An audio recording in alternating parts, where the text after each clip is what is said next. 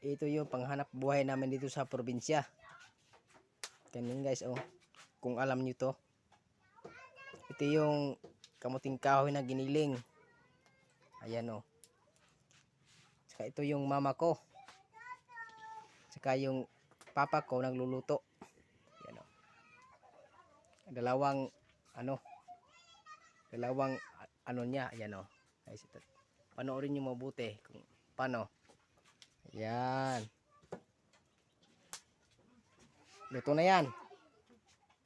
Yun puto ng kamuting kahoy. Yung ginawa namin noon hanggang ngayon. Sana mag-viral to.